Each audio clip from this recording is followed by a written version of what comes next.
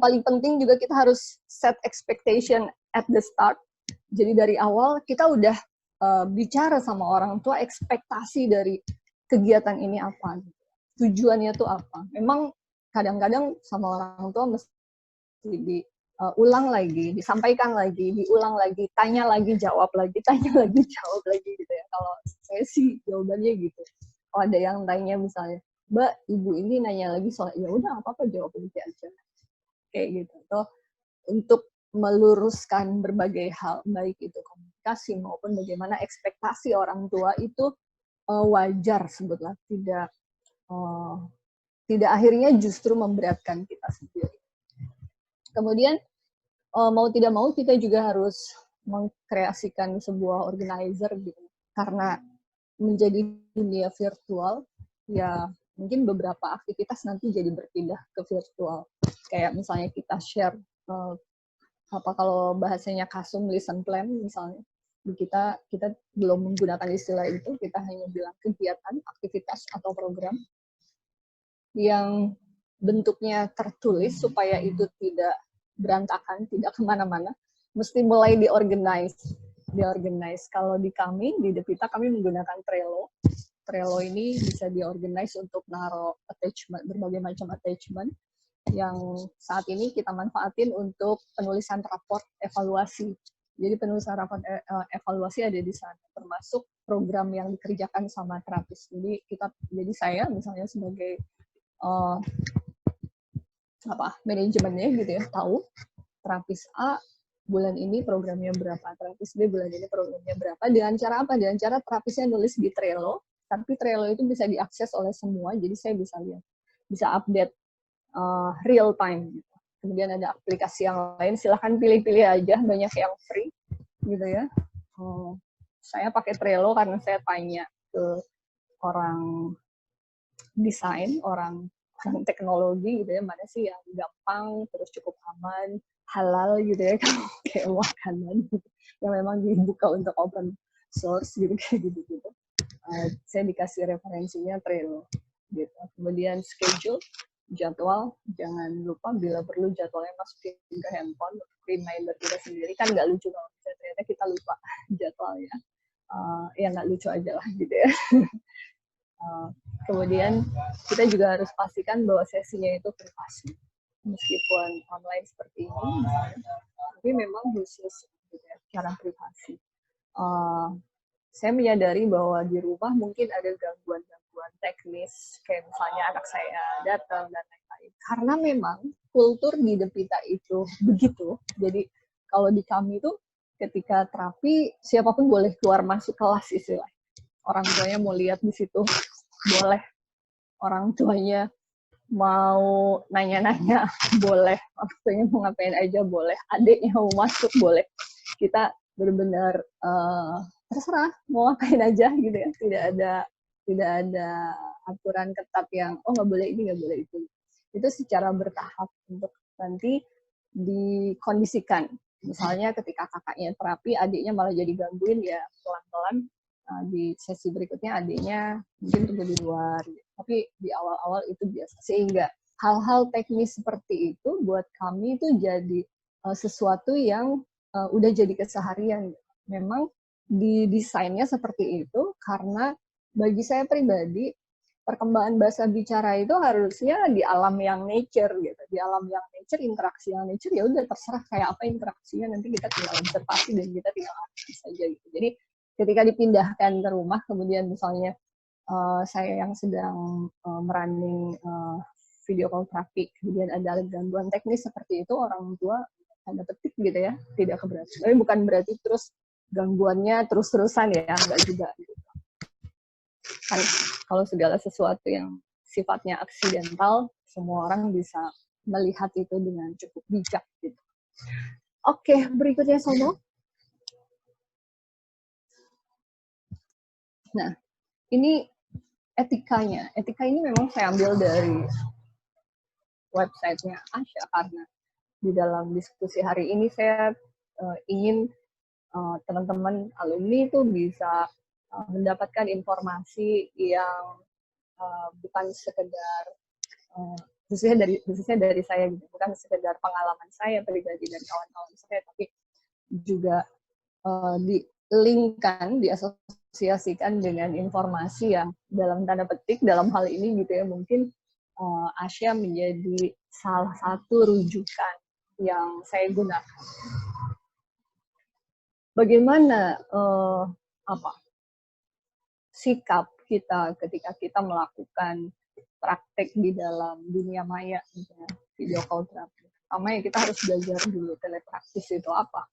Seringkali di kultur kita tuh kita selalu menganaktirikan teori, kemudian mengagung-agungkan praktek gitu.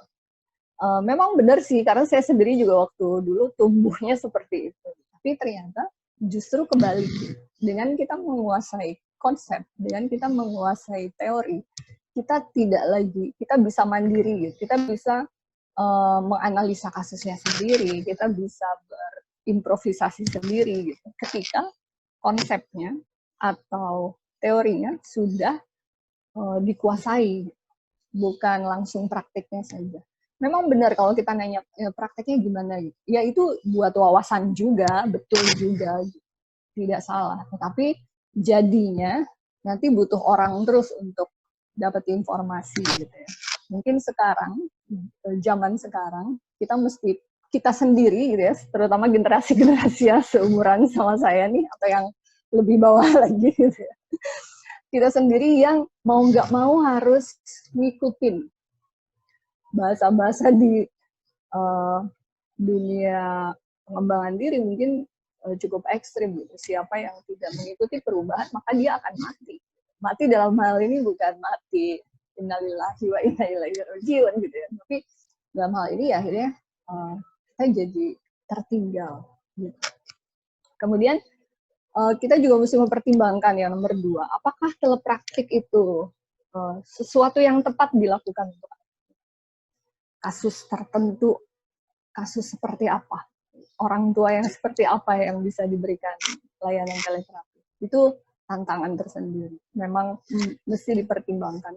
Jangan dipukul rata semuanya jadi telepraktik gitu ya. Dipindahin ke video call terapi yang enggak juga.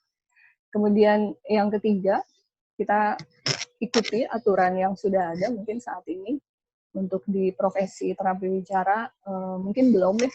Terus kalau di dunia kesehatan, kemarin saya dengar Pak Jin bilang soal Permenkes nomor 20 tahun 2009. 2000 berapa ya? 2000 Permenkes nomor 20 tahun 2016 kalau salah ya, tentang telemedicine, tapi lebih ke antar pelayanan kesehatan dan masih tentang dunia medis kedokteran ya. Yang tenaga seperti kita, keterapian fisik belum disebutkannya tenaga lain-lain kan. Kemudian kalau di Amerika setiap negara bagian punya kebijakan yang berbeda-beda, jadi tergantung negara bagian. Kemudian mungkin selain peraturan tentang telepraktis itu sendiri ya tentu saja peraturan kita sebagai tenaga kesehatan. Kemudian yang keempat, jangan menyediakan layanan telepraktis hanya menggunakan catatan atau tulisan saja. Seperti mungkin dari beberapa teman yang saya tahu melakukan hal tersebut gitu ya, ketika transisi COVID-19 ini, situasi libur COVID-19 ini, menggunakan koresponden atau WhatsApp yang akhirnya untuk, mungkin maksudnya untuk memfollow program di rumah seperti apa saja. Tapi dalam pelayanan telepraktis kalau bisa tidak gitu, karena memang kita harus live melakukannya langsung seperti itu. Salah satu klien video call terapi yang kebetulan saya yang handle adalah klien yang melakukannya dengan frekuensi 2 minggu sekali. Nah itu kan agak susah juga gitu ya. Kemudian yang kelima ya ini tentang dokumentasi apa yang kita lakukan. Kemudian kalau di luar kan ada kode billing ya, kalau di kita mungkin belum masuk kode billing untuk BPJS dan lain-lain itu belum ada. Dan ada kesepakatan get informed consent.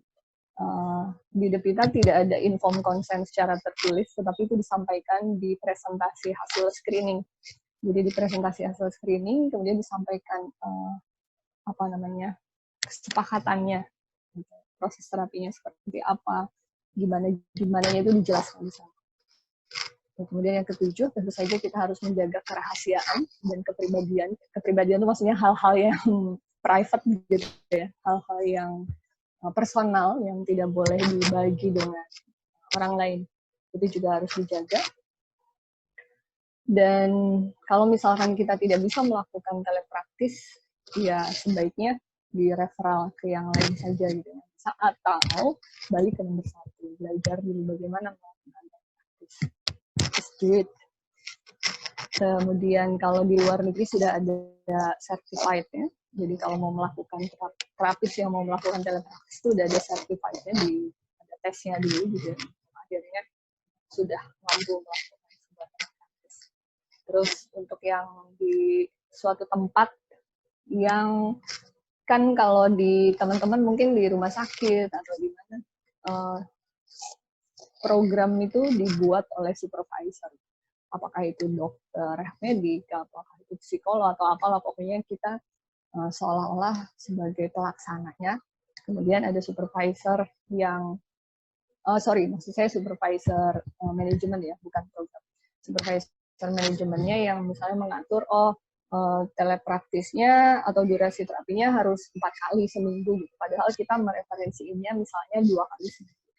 Judgement seperti itu harus berdasarkan judgement profesional kita sendiri. Jadi jangan mengikuti aturan dari supervisor dari manajemennya, karena ini jadi isu juga di Amerika ya, karena saya bacanya di Asia gitu ya, beberapa mungkin sekitar 5 atau 7 tahun yang lalu, ketika akhirnya program di rumah sakit itu ditarget menjadi sekian program untuk terapis, sehingga durasi pelayanan ke pasien itu menjadi menjadi terbatas gara-gara di target pencapaian programnya berapa gitu, kayak semacam itu. Karena itu sempat jadi isu. Jadi profesional judgment-nya tetap ada di kita. Kemudian ya kita ikut pelatihannya ya kalau ada. Bagaimana caranya? Ya sama aja, aktivitas nyata dimasukin lewat handphone gitu ya. Kartu-kartu itu dimasukin lewat aplikasi. Next slide, semua 2 slide. Lagi? Lagi? Oke. Lagi. Itu tantangannya ya. Next slide. Udah kok.